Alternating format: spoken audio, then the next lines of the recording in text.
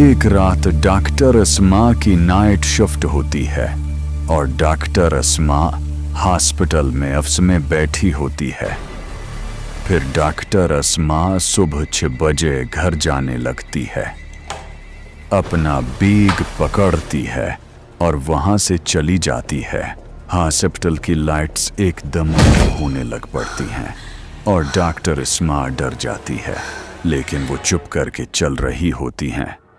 पर लाइट बार बार कभी ऑन कभी ऑफ हो रही होती है।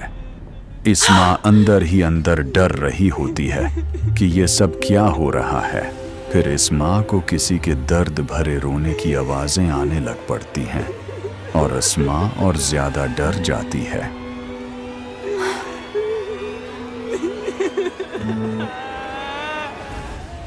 कौन है यहाँ? कोई है?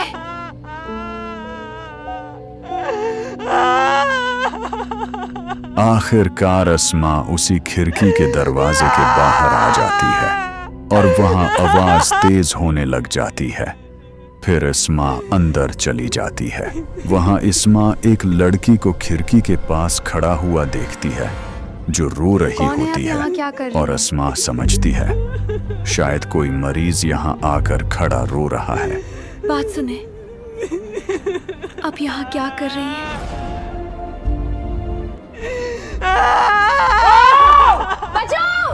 बचाओ! बचाओ! मदद! कोई बचाओ मुझे! बचाओ! बचाओ! डॉक्टर जी, आप ठीक है? नहीं, मैं बहुत डरी हुई हूँ। क्या हुआ? मुझे नहीं पता, मैं बहुत खौफजदा हूँ। डॉक्टर इस्मा नर्स को सारी बात बताती है और कहती है कि इस खिड़की के पास कोई है, मैंने खुद देखा है। तो नर्स कहती है आप यहीं रहें, मैं देख कर आती हूँ। और फिर नर्स वहां से जाती है।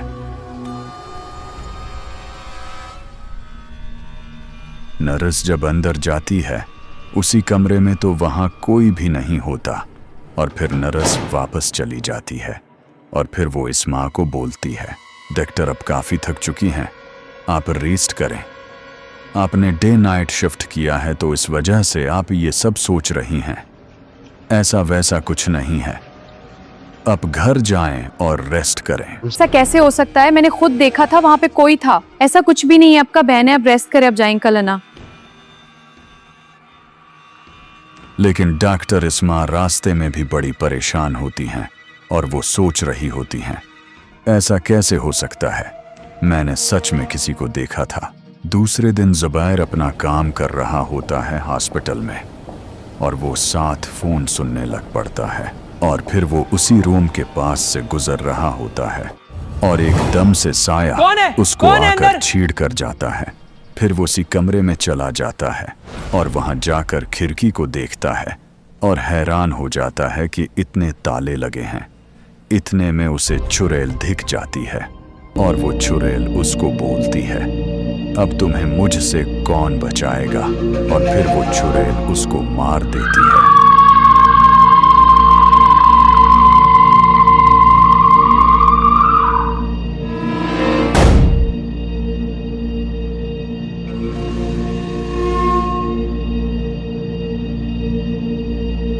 अस्मा जब हॉस्पिटल आती है तो वो देखती है एम्बुलेंस और गाड़ी खड़ी होती है।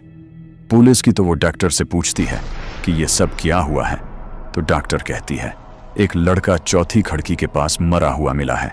तो डॉक्टर इस्मा परेशान हो जाती है। फिर दूसरी डॉक्टर कहती हैं चलो तुम मेरे साथ अंदर। फिर ये दोनों अंदर चली जाती हैं। डॉक्टर इस्मा ऑफिस में बैठकर सोच रही होती है यहाँ कुछ ना कुछ तो हुआ था और वो जो मुख्तियार बता रहा था वो भी सच था। मुझे मुख्तार से सारी बात पूछनी चाहिए। हाँ, मुझे आपसे कुछ जरूरी बात करनी है। और फिर ये मुख्तार को मैडम जी बुलाती बोले है। कल जी यहाँ पर ऐसा क्या वाकया हुआ था जो आप मुझे बोल रहे थे कि चौथी खिड़की को छूना मत? अब आपको समझ आई मैं क्यों कह रहा था चौथी खिड़की को छूना मत? आज एक और लड़का चौथी खिड़की के सामने ही मरा है। अंकल जी, क्या उससे पहले भी यहाँ पे कोई वाकया हुआ है? जी मैडम, यहाँ पर पहले भी एक डॉक्टर लड़का खिड़की के सामने मरा हुआ था। तो अच्छा अंकल, इससे पहले यहाँ पर कोई और मरा था कि बस यही वाकया हुए हैं? मैडम जी, यहाँ पर एक और वाक़ा हुआ था। एक औरत जो चौथी खिड़की से खुदकुशी की थी और वो मर गई थी। इसके बाद ये वाक़ा होना शुरू हुआ है। अच्छा, समझ गई। अच्छा अंकल, ये बताएं इस लड़की ने कितने साल पहले खुदकशी की थी? मैडम जी, 4 साल पहले। अच्छा, ये बात है। अंकल, क्या मैं पुरानी फाइलों का डेटा देख सकती हूँ? ये सब पुरानी फाइलें कहाँ पड़ी हैं? बेटा, ये लाइब्रेरी में है, लाइब्रेरी बेसमेंट में है, वहाँ आपको मिल जाएगा सारा डेटा। वाह, ये तो बहुत बड़ी लाइब्रेरी है। इतनी सारी किताबें मेरी तहकीक के